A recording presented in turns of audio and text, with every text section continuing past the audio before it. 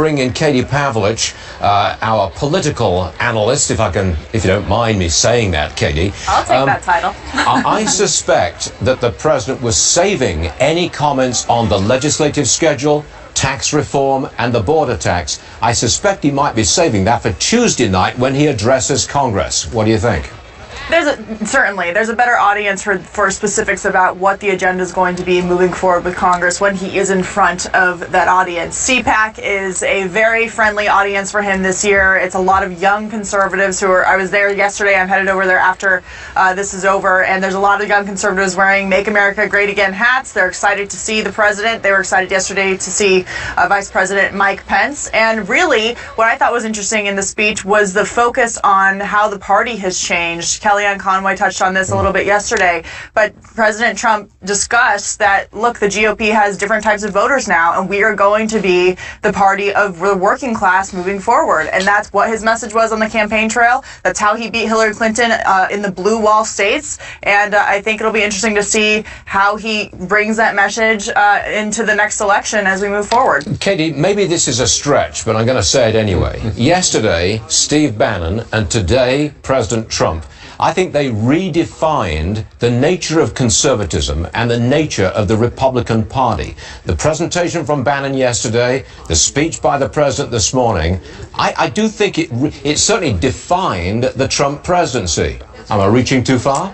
I'm not sure it's necessarily defined. I think that the conservative movement is more diverse at this point. Steve Bannon has been part of the Tea Party movement for years. He's been involved in, these electoral victories that we saw in 2010 and 2014 with Republicans running against established Republicans and Democrats to take back 1,000+ seats from the Obama administration and from the DNC. And so he's been around and involved, and it just came to fruition with President Trump running in the fashion that he did. And I think for the first time in a long time, Republicans took their message to different types of voters that were ripe for consideration that Democrats had been ignoring for a very long time, white working class union type voters, and bringing them in and saying, we're going to do something for you, when the Democrats had taken them for granted for so long. So it doesn't mean that we can now say that those voters are always going to vote for Republicans. I'm sure that Democrats will work on their message, but they certainly have brought in a new sector of voters on the economic side to bring Republicans more votes. Now, we were watching this speech from beginning to end, and I have to tell you that the first 12 minutes were kind of electrified the audience because he was just beating up on the media. Case closed. I mean, the man said they make up their sources. I'm against fake news. And let's roll a soundbite at what the president said about the media. Roll that tape, please. I called the fake news the enemy of the people, and they are. They are the enemy of the people. They shouldn't be allowed to use sources unless they use somebody's name. Let their name be put out there. You have a lot of them. Look, the Clinton News Network is one. Look at CBS, look at ABC also. Look at NBC. Take a look at some of these polls. They're so bad, so inaccurate. Well, the crowd loved it. I'm not sure he got a standing ovation at that point, but he certainly got a loud round of applause. That's a fact. Erin Elmore is with me, a spokesperson for the Trump campaign and now, I guess, the Trump presidency. That's right. Okay. Now, is he like that in private? Does he rant? I know he's got screens all over the place. Does he shout at the screens? I was just speaking about President Trump the other day, and the person that you see on television is the person that you get. He is exactly what you see.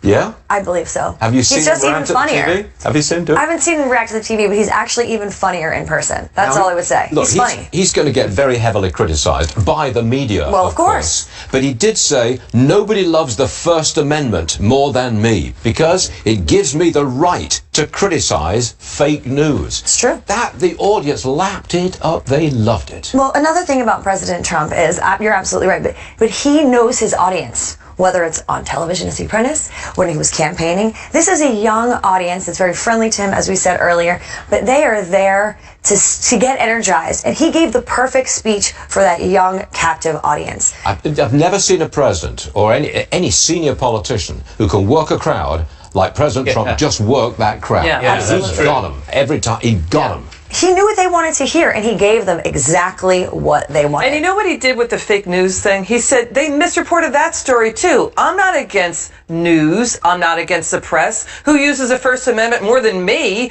I love the First Amendment. I love free speech. I said I'm against fake news. Well, what he said was that I'm being quoted as saying the media is the enemy of the people. And Right. he got absolutely slammed in the media for that. He said they misrepresented. Fake news, he said, is the enemy that's what I of was the saying. people. Yeah. Right. So, in other words, they just took part of his statement.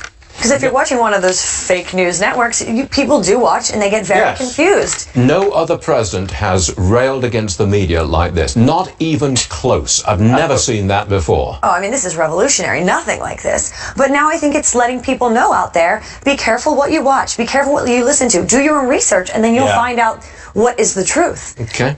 Ed Butowski, still with us, I believe, money manager. Yes. Now we have the market down 48 points. It was down 58 points when the president started. And there's no reaction on the market to this speech at all that I can find. Can you? No, I don't see any reaction. I see this market now just getting ready for a nice weekend. You're not going to see much movement the rest of the day.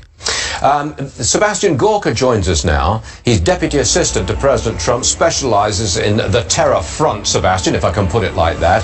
He really went to town on this issue today, Sebastian. He said there's going to be, I'm trying to find it now, in a matter of days, we'll be taking ISIS. brand new action. What's that all about, Sebastian?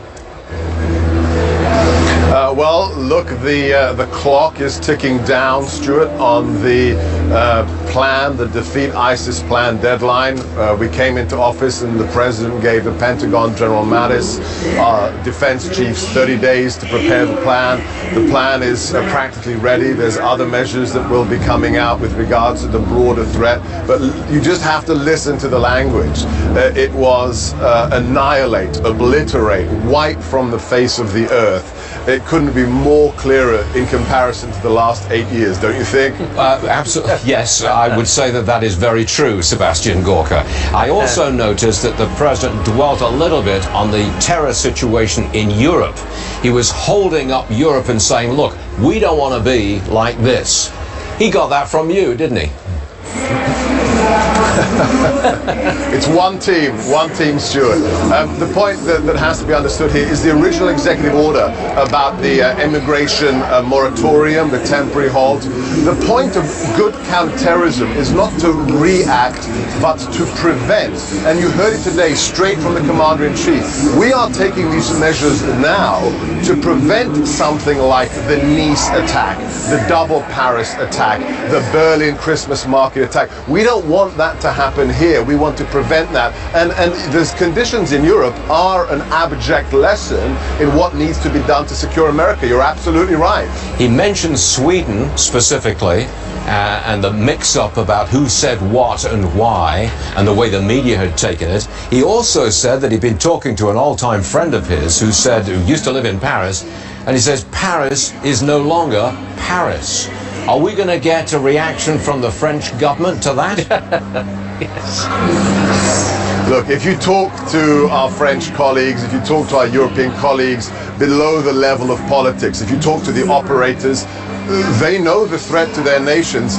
Stuart, you grew up in the UK, I grew up in the UK. My family used to go to summer holiday in France. That was where you went. You got on, you went on the ferry, crossed the channel.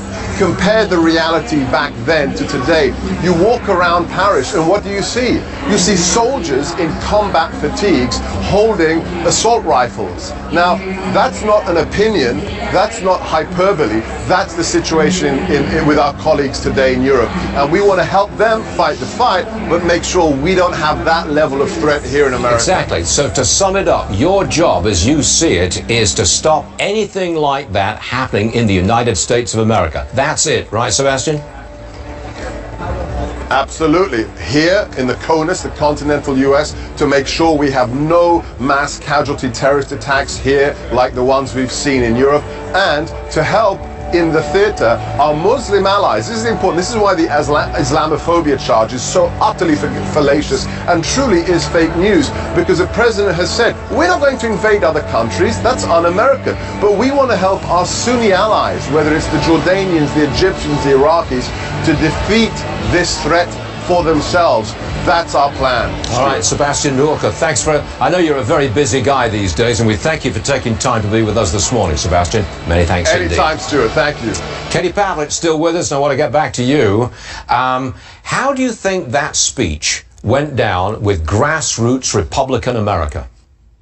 I think it went really well. It sounded a lot like one of his campaign speeches, which I think is actually fine considering he's only a month into his presidency. He still wants to remind people of what his agenda is, the promises that he's kept already, and the promises he plans to keep down the road. And so he's just reminding them that, hey, I'm here, I'm in D.C., and I'm not interested in changing my mind about the things I told you while I was campaigning. I'm actually going to follow through on what I said I was going to. My bottom line from the speech was he's doing what he said he was going to do. He's getting on with it. That's what I took away from it. Right, and if you look at the ending of his speech, it really goes back to the America First a mantra, where he talked about, look, America is here. We're going to do great, amazing things in the future. I'm not the president of a global entity. I'm the president of the United States. We don't have a global flag. We don't have a global currency. We have an American flag, and that's what we're interested in protecting. And so his message is very clear, and he's making it clear that he's going to be working with different companies to try and bring some jobs back to the United States, make it less expensive to do business in this country, which is something we've been talking about for a very, very long time. Katie Pavlich, thank you very much for being with us. Big day, Thanks, and we guys. appreciate you being Happy here. Friday. Thanks so much.